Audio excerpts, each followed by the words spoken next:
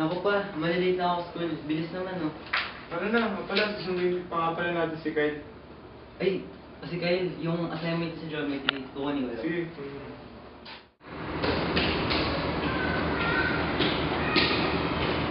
Okay, ito yung assignment sa geometry. Hindi ko na makalimutan yan. Uy, salamat siya na. Pati ako may kapag nakalimutan ito eh. Oh, tara na. Nandiyan na si Mom. Tara. Nakita ko ba yung ginagawa mo? Naisip ko mo bro. Grabe, ganda na siya. Grabe siya, hirap talaga ng topic natin sa geometry. Ha? Ano ka ba? Madali na kaya? Tara na tayo sa bar. Talaga? Salamat best friend ah. Ay naku, 5 na pala Gian. Tala lang muna tayo. Papagalitan na ako na ito eh. Ayaw nga pala. Nawala ko kay Papa niyan. Nga pala, sabot mo ba yung sabi? Nandiyan yung driver namin. Huwag na. Kaya naman eh. Nakakulit lang ako. Late na oh. Tara na. Sabing huwag na eh. Sige na, muna na ako ah. Sige na. Ingat ka. Sige. Uy, next si Dad.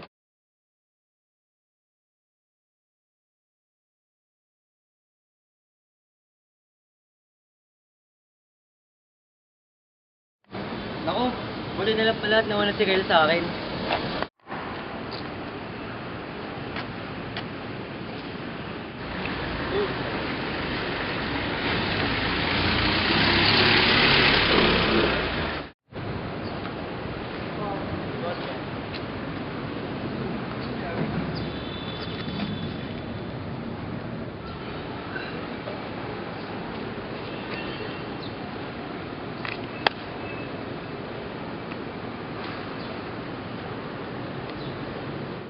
Uy, okay nandun ah. Gian, huwag ka matakas sa akin. Tutulungan kita. Sino ka? Patay na ba ako? Paano mo nakikita? Ay, tsaka nga ang mga tanong, sa eksaktong oras na ito, umiwalay ang katawan mo sa inyong kaluluwa dahil sa isang aksidente. Swerte ka nga hindi ka pa kinuha dahil hindi mo pa oras. Ano? Naguguluhan ako. Baliw ka ba? Mukha ba? Di ka, samahan mo ako.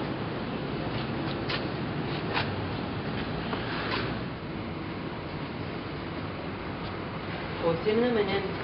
Yan ay si Stephen. Ang papel na gagampanan niya sa'yo ay napakahalaga. Ha? Anong kapit na gagampanan?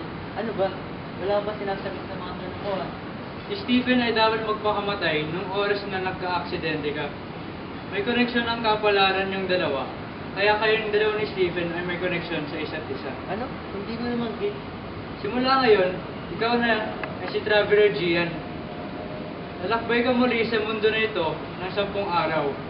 Ang misyon mo dito ay makakolekta ng 3 patak ng totoong luha.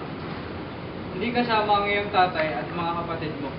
Eh, paano ko naman magagawa yun? Eh, kaluluwa na nga lang ako. Kaya nga nandiyan si Stephen eh. Gagamitin mo ang katawan niya para makalakbay muli sa mundo na ito. Ano ba? Baliw ka na nga talaga.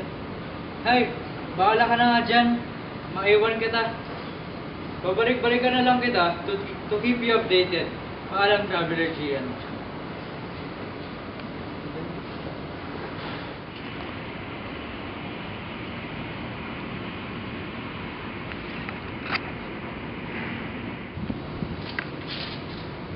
Grabe! Hindi nga parang sisinungaling si scheduler. Nakapasok na ako sa katawan ni Stephen.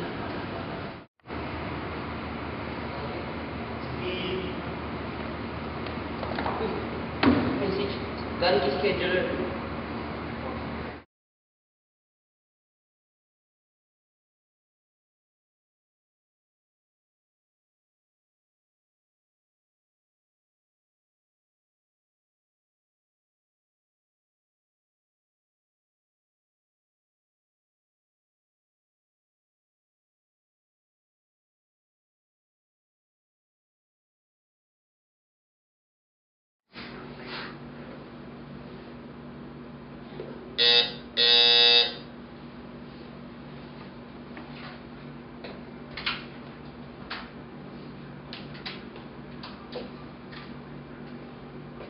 Ayos lang po ba? Kamusta na po si Ian?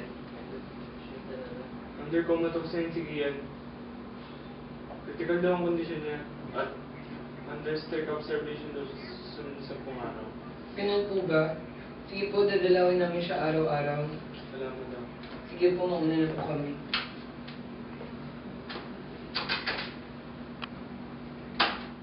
Kawawa naman si Gian, no? Sana wala naman sa mga mangyari. Pwede ba? Huwag kang mag-acto dyan ng parang bata. Bakit, Kyle? May problema ba? Wala. O, tara, uwi na tayo. Mauna ka na. Okay. Gian, ikaw hanggang ngayon ba? Ikaw pa rin? Sa school, ikaw ang sikat lahat. Pati ba naman yun, ikaw pa rin? Bakit ba? Ano bang meron sa'yo at lagi ikaw? Sinasabi ko na nga ba eh. Parang sama ko ng kaibigan sa'yo. Pasensya na, Gian. Hindi ko lang talaga masabi sa'yo na inggit ako sa'yo. Ewan ko bang hihingin kung babalik ka pa kung wala ka na. Gian, patawad. Uy, bilang akong pintas. Si Kyle. Kay Kyle galing ako ng luha. May unang patak na ako. Ha? Kung gano'n may unang patak ka na pala. Pero madali lang talaga makuha yung unang patak. Pero yung ikalawa at ikatlong luha, may hirapan ka na. So para sa ikalawang clue mo, ito. Traveler Gian, ang ikalawang patak ng luha ay sa may building na ang sukat ng lahat ng mga anggulo ay 540. Goodbye, Traveler Gian. Ibig sabihin, ang tinutukoy ni Scheduler ay isang building na may hugis Pentagon. Ang hirap naman makahanap nun.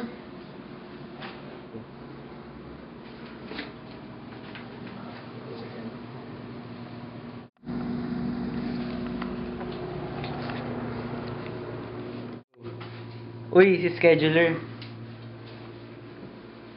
May 8 araw na lang pala ako. Ay, ang ikli naman kasi ng 10 araw.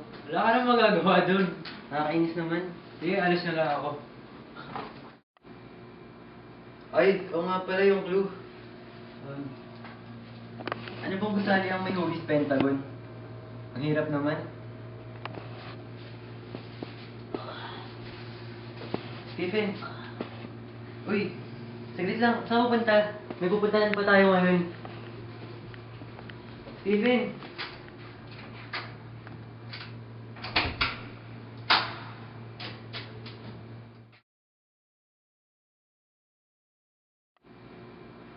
Ay, oo nga pala yung clue. Ano bang gusali ang may hugis Pentagon? Ang hirap naman. Stephen. Uy, saglit lang. Saan pupunta? May pupuntahan pa tayo ngayon. Stephen.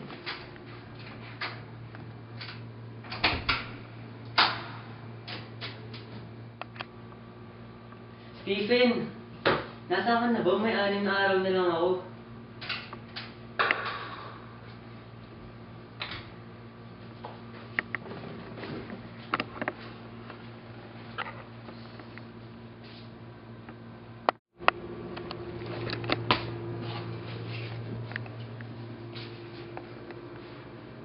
Stephen, saan ka na naman nagpupunta? Yung tuloy, 3 araw naman tuloy ang meron ako.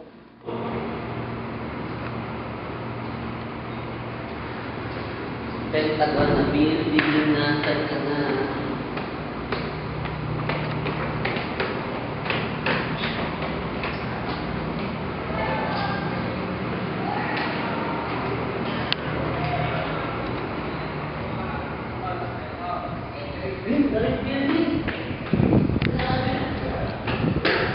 Mapapadali ang aking paghahanap.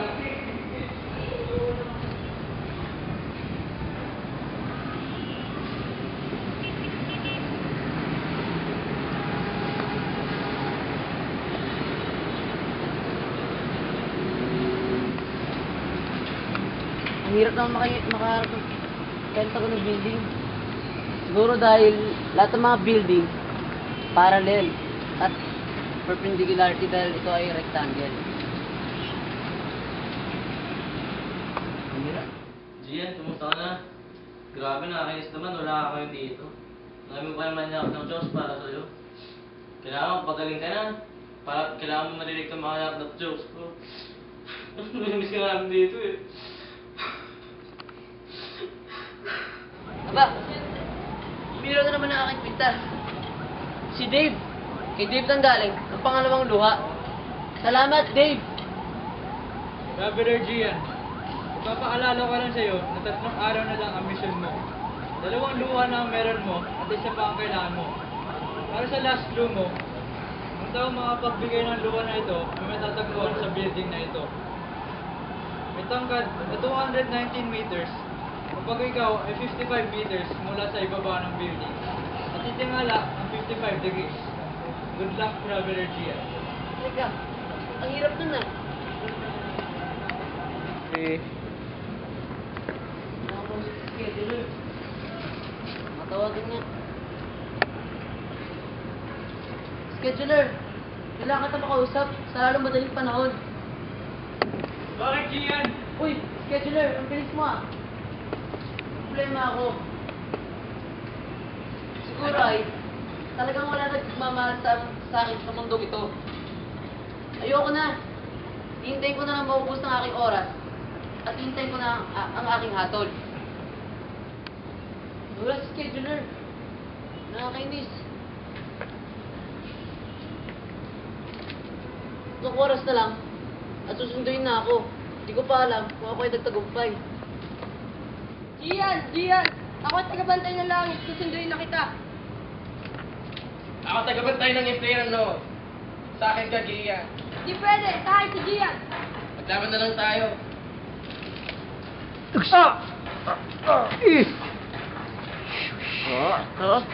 Swing!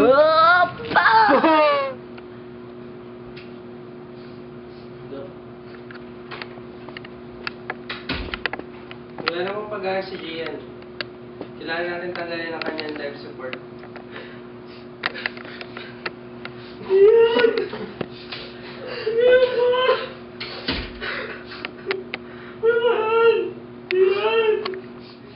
Isang minuto na lang talaga natitira sa akin. Nakakainis. Di ko pa naman alam kung kanino ako makakapunta. Kung tanggalin mo kaya ang kamay mo, Sige, Jolo, umilaw na. ibig sabihin yan yung pangatlong luha mo. Si Raymond. Kay Raymond nang galing ang pangatlong luha. Sige. Scheduler, pupunta na ako sa aking totoong katawan.